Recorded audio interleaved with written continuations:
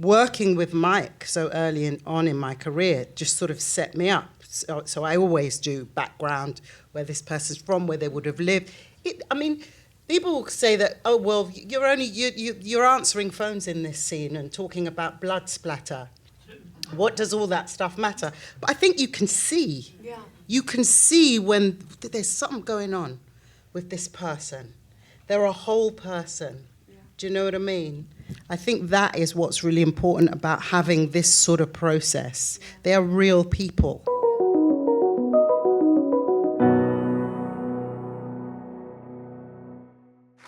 Thank you all so much for being here. I wanted to start by asking, obviously, Mike and Marianne, you collaborated on Secrets and Lies many, many years ago. What sort of prompted this new collaboration? When did you reach out to Marianne, sort of wanting to work with her again? Well, I think we both thought it was about time, really. I mean, Marianne lives in LA and works all over the place and has had a fantastic career doing all sorts of wonderful things. But we thought if there was a way of coming back and spending some time in London doing this, it would be great. And I think you thought it was a good idea too. Oh, yeah. I mean, everybody here knows how it works in this business. Sometimes it's a collaboration followed very soon by another collaboration, and sometimes there are long gaps. Partly, as much as anything else, I've worked with actors. There are some brilliant actors I've loved working with, and they've loved working with me, but we've only done it once, because every time I'm casting, they're not available, Yeah. That's an occupational hazard. Yeah. Anyway, here we are, we did it, and it was all right to get together again. Yeah.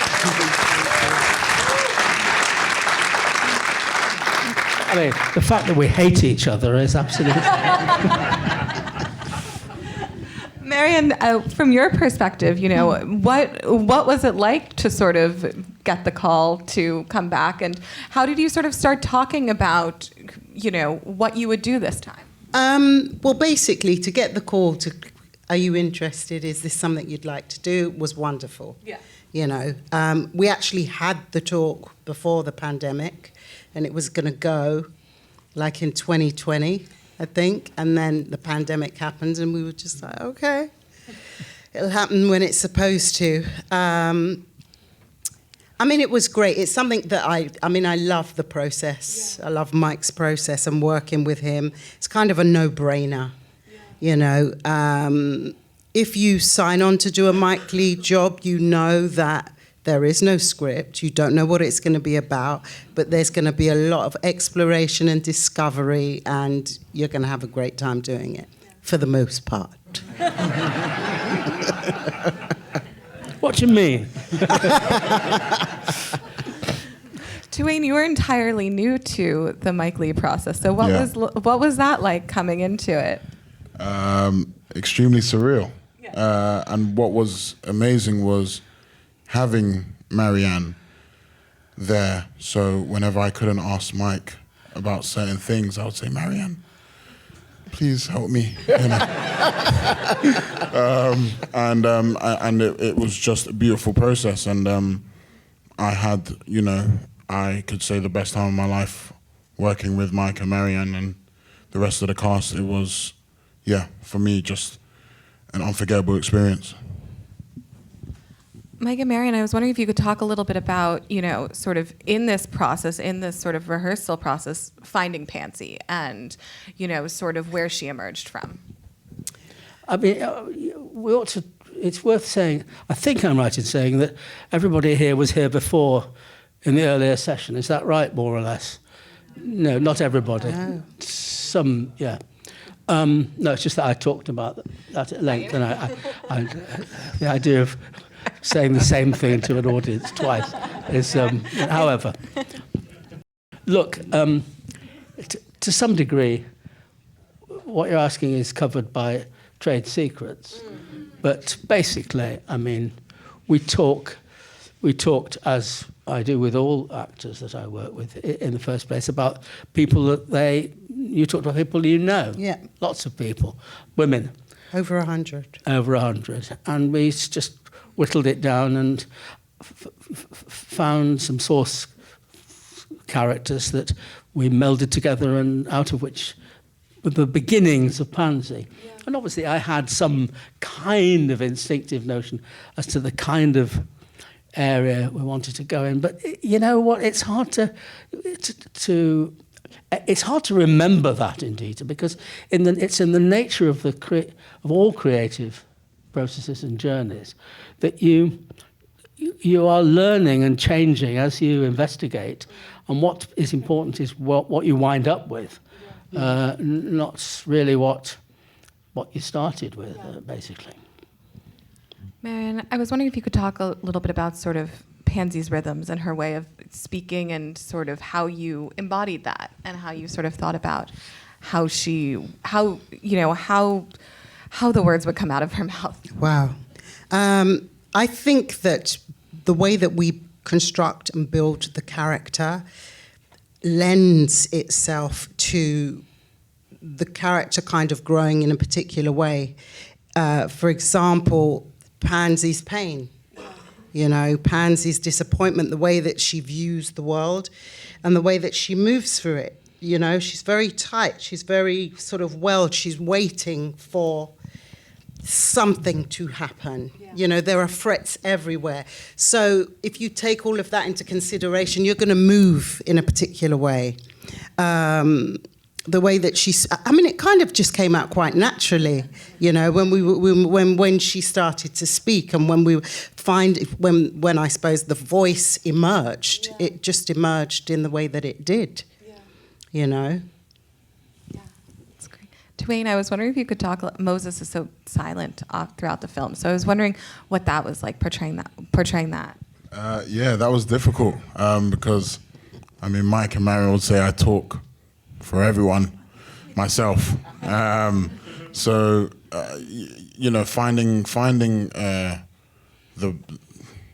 not even the balance, but the way in which Moses interacts with the world and how he views the world is very different to how people, I think, see him. I think when it comes to his silence, it is someone who very much, when they say, if you don't have anything nice to say, don't say anything at all. That's how I feel it is for Moses. There really isn't much to say, and finding that was,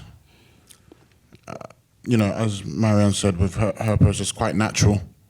I would say that there were times where myself, Tuwaine, would try and fight that, and I'll try and be like, oh no, but I think he would respond like this, and I'll try and overthink it, rather than just letting it be and reacting to Pansy. Not me, Moses. Reacting to Pansy. Yeah. And not just Pansy, in fact. Well, to the world. To whoever. Yeah. Also, I think, I would say, and this, I would reckon there's not an actor in the house who hasn't in some way experienced this with some part that you've played at some stage. Whether a character is talking or not talking at all is academic. It's going on. And there are people that talk a lot and people that don't. And there are, so the silences or the not talking or the not communicating aren't in themselves a motif or they just are that reality in its own moment, and that's how it is, Yeah, because I suppose you could say that a character like Moses, for example, is quiet, but there's a lot going on. Yeah. And somebody like Pansy is like non-stop talking, but is quite empty. Yeah. So it's yeah. For Mike and Marianne, did you sort of fall back into a natural rhythm that you had on Secrets and Lies all those years ago, or did you find sort of new elements of your collaboration? I found that our sense of humour, I was just reminded about how much we laugh at the same things and are tickled by the same things. It was very easy. It was very easy to just slip right back into. I mean, we're friends anyway. You know. And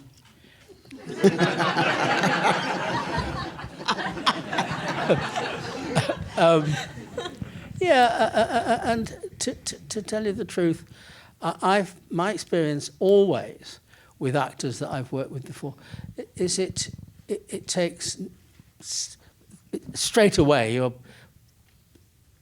As with all proper relationships, you simply plug in. Yeah. But actually, and this would very much include Tuwaine. I mean, when I work with somebody I've never worked with before, a new actor, it takes about 5 minutes to forget that fact because, we're starting to communicate and it grows from there. So it's sort of, when it's, like our relationship, which is, kind of, has got our own, as Marianne said, we've got our own sense of humour, Yeah. It's just very straightforward, Yeah. Mm. I was wondering, actually, to talk about humor, how you thought about sort of Pansy says some very funny things many at times, but it also is rooted, as you said, in this place of deep pain. Yeah.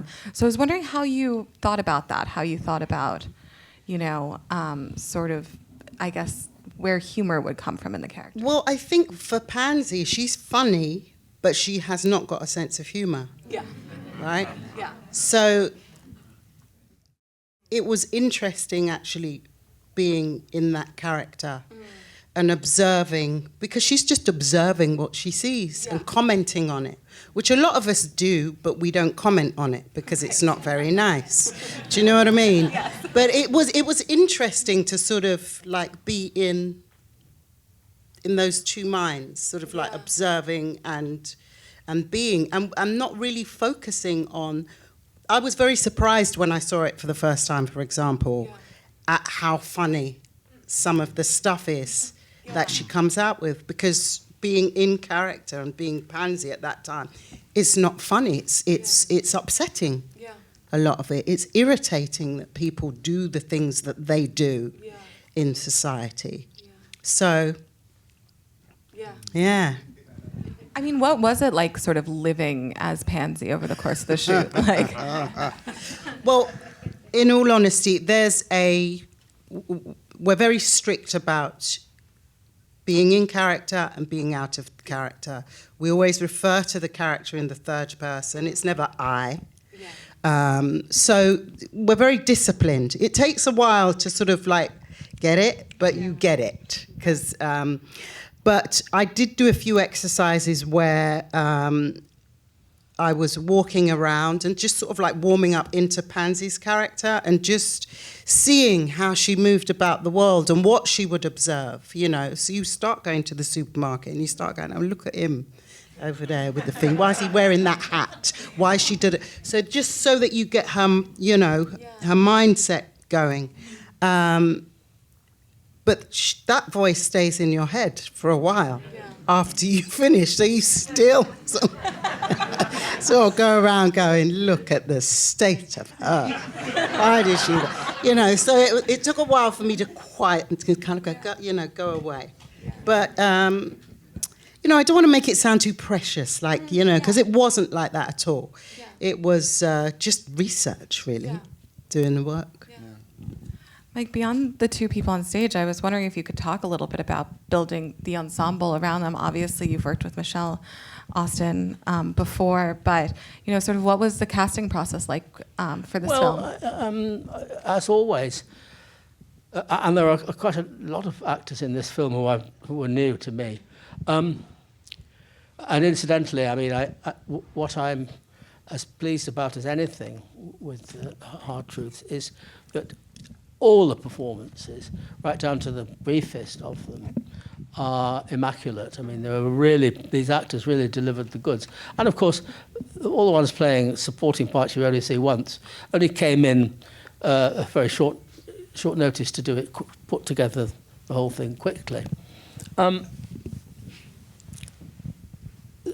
the process was simply, I mean, I work from a kind of instinctive sense of a sort of a world that you kind of feel you want to bring into existence, and I cast the way I do, which is to see a lot of people and give them time and space just to talk to them, and then get them to do a bit of work, the kind of work that would relate to what they would do if they were actually going to take part, and then just pull together a gang of folk, really, and get on with it, really. What was it like? I mean, you had worked sort of in period pieces for a while. Your last. Say again? You'd done period pieces, including Peterloo was Yeah. your last film. What was it like returning to the sort of modern milieu? Well, I mean, there's nothing to say about that except that that's what it is. Yeah. I mean, no, I mean, the useful, I mean, if I may answer that question very facetiously, whilst having made those period films, I was still living in modern times while I was doing it. So I hadn't lost touch with modern times. In fact, I wasn't in the period times at all. They were just a figment of my imagination. Marianne, I was wondering if you could talk a little bit about sort of working with Michelle and sort of developing that relationship. Oh, I love Michelle. Yeah, it was great working with her. We're very good friends, so it was like, why can't we just be loving in this thing? But she's great. She's very generous, and I think that obviously the way that we worked, having that shorthand when we were working to build a parallel history for the sisters was great, because we'd just be back and forth going, okay, yeah, they grew up in this type of house, and the furniture would be like this, and we just went back and forth building that world. So it was great. But I mean, equally, when this one came into the world, we had fun, doing his sort of like, what was it, his birthdays and, what pansy dressed him in and all sorts, middle names, all that sort of stuff. I mean, this is the third time that Marianne and Michelle have done a double act with me, because the first time was a play in London 30 years ago called It's a Great Big Shame, in which they played sisters. And then we did Secrets and Lies, where Michelle was, of course, Hortense's close friend. Yeah. So this is the third time. So we, the three of us, had a history and a rapport. Certainly. Tuwaine, what was the process? What was it like for you, sort of doing? Marianne just talked about sort of going through Moses's birthdays, all of that. What was that like for you, from your perspective? Yeah, very strange. But like in the nicest way, because we had time to do all this background research on our characters, and it gave me a sense of security going into it that I'd never had before, because a lot of the time it's like, here's your script, this is the character you're playing, we're filming next week, good luck, And this, I mean, you have a strong bond not only with your character but the people that are around your character. Yeah. And that it just allowed me to be free and kind of, there were times where I didn't want to, but I did ask Mike if he's happy with how things are with me, and he was, as long as he did that, I was like, okay, we're good, and that in itself was very fulfilling. Yeah.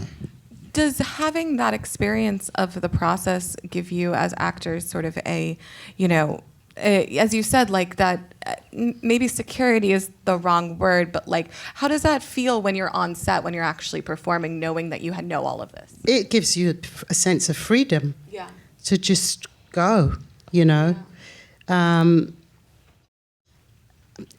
I find it hard sometimes. I mean, I found it hard the first time when I did Secrets and Lies to go into doing conventional type stuff, because I'm just like... afterwards? Afterwards, yeah. It was hard to go, and just have a script and like, well, what do you think you have to do everything yourself. Right. If it happens at all. There are rehearsals if you're doing theatre, but if you're doing film or television, you might have like a run through, and then the lights go up. So it's like all this work, you have to kind of do it on your own, or you wing it in a weird way. You're just trying to go, okay, this is what I think the character is, and you go for it. Working with Mike so early on in my career just sort of set me up. So I always do background, where this person's from, where they would have lived. People say that, oh, well, you're answering phones in this scene and talking about blood splatter. What does all that stuff matter? But I think you can see. Yeah. You can see when there's something going on with this person. They're a whole person. Yeah. Do you know what I mean?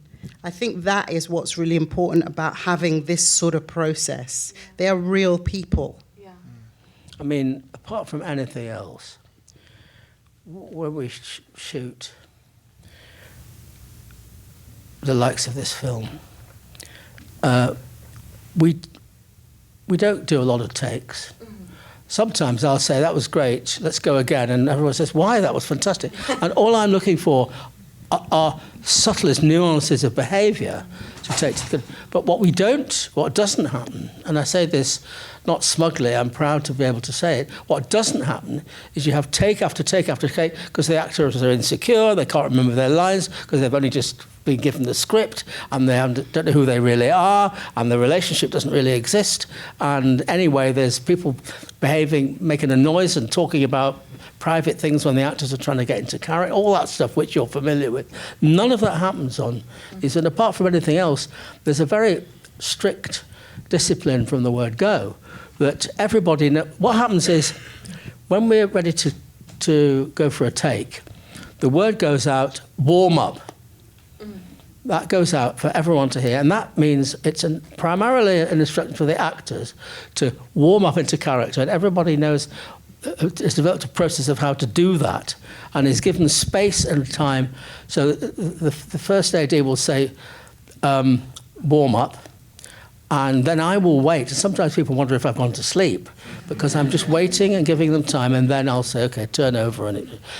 But everybody on the set, everybody, including Sparks and everybody else, knows that when the instructional warm-up goes out, that is, shut up. Don't stand next to an actor talking about the football match on last Saturday, or your wife's relationship with a neighbour, or anything else. Just shut up and respect the fact that these guys have got a job to do, and there's silence and sensitivity. And we always get together, meticulously, crews who are going to be into that, and appreciate it. And so it's all about... And then the actors are solid in what they're doing. So really, what we do are very properly constructed shots that are very...